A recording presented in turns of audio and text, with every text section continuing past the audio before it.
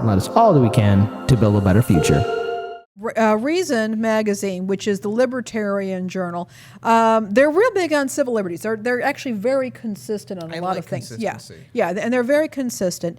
And they're looking at right here the study on bloodstain pattern analysis finds conclusions were often erroneous. And this article kind of goes in about crime scene investigation and how many of these techniques that are used to establish evidence in crime scenes simply aren't replicatable. They're not accurate. They're not well done. There was a big scandal not long ago in which some FBI technicians were making claims about hair analysis that were unfounded, and there were many people who were convicted on the basis, in part, of this testimony regarding hair analysis that were later either found to be not guilty or their convictions were incredibly questionable. Mm-hmm. Some of those folks were executed.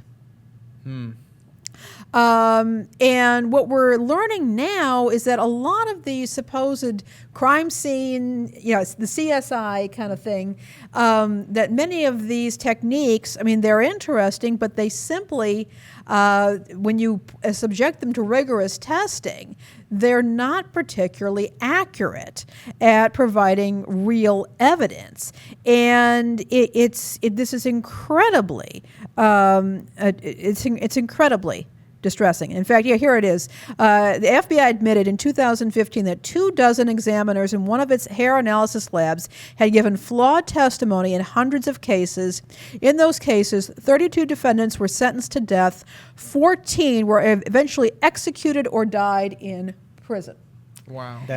This is incredibly distressing. The other thing to keep in mind, both the Obama and Trump administrations resisted the calls to look at their forensic standards. And in 2017, the Attorney General Jeff Sessions disbanded the National Commission on Forensic Science, which was an independent panel of scientists, people in law enforcement, people in the criminal justice system that was created by the Obama administration in 2013 to review the reliability of forensic science used in trials. That's a direct quote from Reason. This is incredibly distressing. Look, I don't want criminals on the street. I don't want violent criminals on the street. I want crimes to be solved. I'd rather that crimes never be committed. But there is a commitment in what is supposed to be an open society, an open democratic society, to ensuring fairness to the point that if the evidence cannot convince a jury beyond a reasonable doubt, that person goes free.